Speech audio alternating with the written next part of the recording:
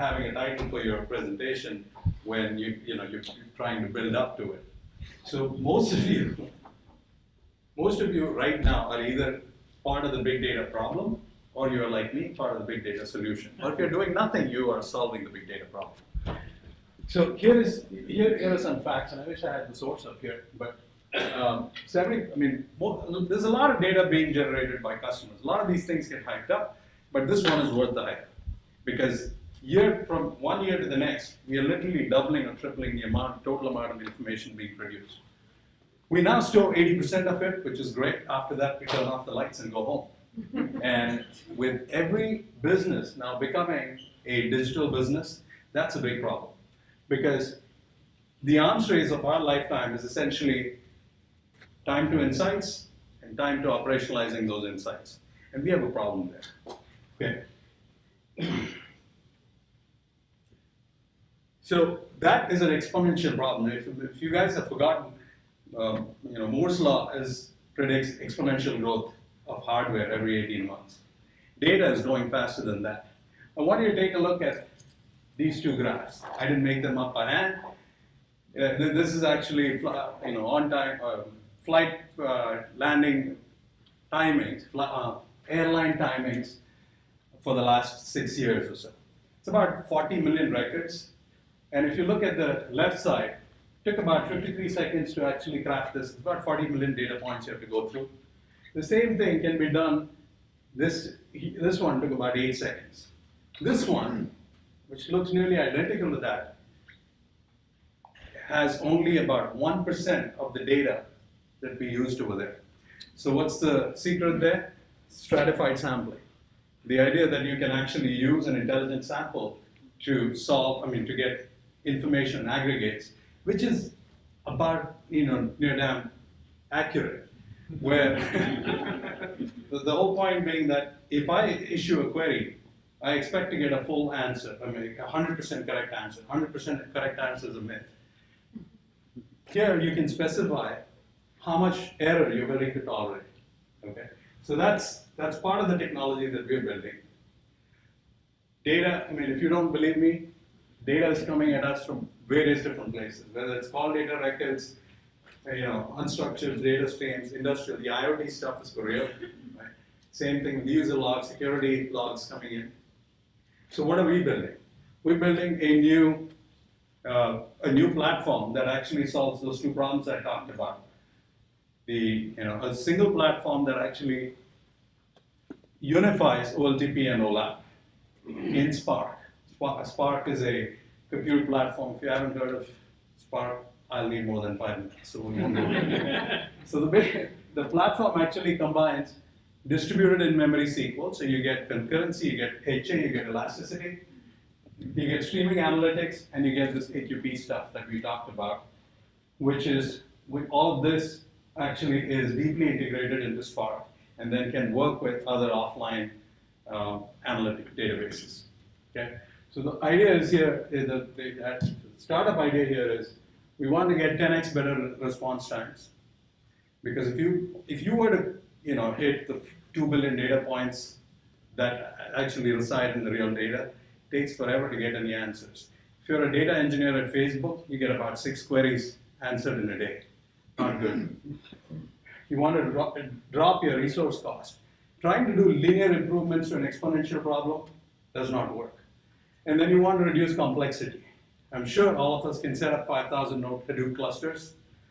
No. We have to do that. Yeah.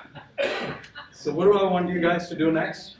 We are a startup. We were incubated within Pivotal Labs, Pivotal Software. We are getting spun out. We got a team of about 30 people. It's an open source product. We're coming out with our beta in December.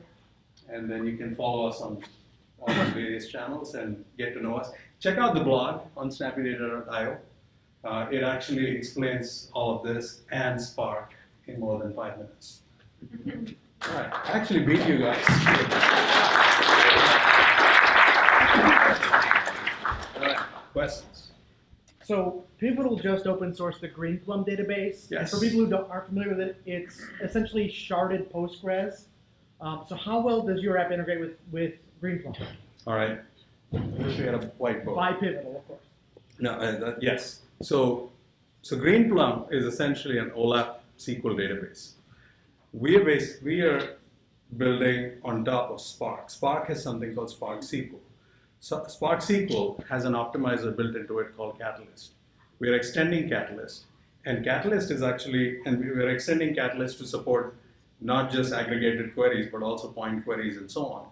And that integration actually allows any Greenplum query to be run. I mean, we can run it through the Snappy platform, and it integrates seamlessly. In fact, that's one of the reasons why we are being funded by Pivotal. Follow-on question. Yeah.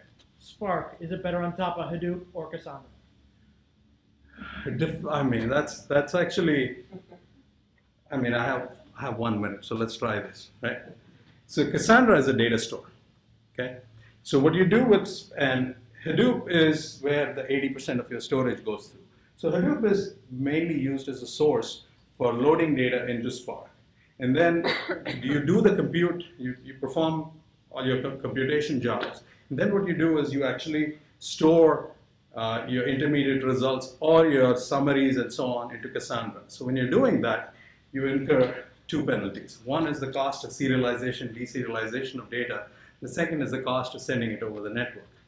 With Snappy, what you're doing is you actually have, we've spliced a database into Spark. So you completely eliminate, I mean, you no longer need that cost. The Hadoop story remains the same. Hadoop can continue to be used as the, as the source from which things can be read. You can write summaries to Hadoop and so on. Other questions? Do you have a customer that you can tell us about? Sure. Who actually paid you for this? Sure. I mean, no one's paid me for this yet, but Who might pay you for this? yes. All right. So let's talk about two customers that we're working with. So there is, in the telco space, right? So Vodafone is one of the largest telcos on the planet, right?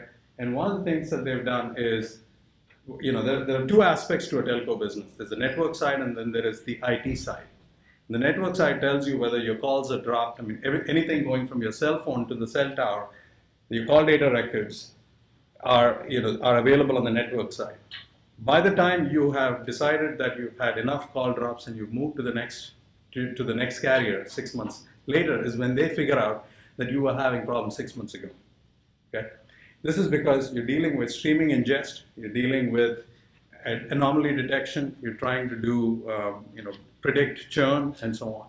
So we're working with one of the large telcos to actually solve this problem. So that is one. The other problem that we are closely working on is, so the essential elements of what we're doing is you micro-batch data, you analyze, you alert, you then aggregate, and then you provide approximations on top of the aggregation of the aggregated columnar data to actually provide results. So market surveillance is the other use case. We're working with the 10th largest 10th largest stock exchange on the planet for detecting anomalous trading, which a few months ago in China, if you notice that the stock market went down like 30%, 35%, which caused a lot of panic over there. So market surveillance, telco are two use cases. The other use case is enterprise risk on Wall Street is the third use case that we are, no one's paid me for it yet. Thank you.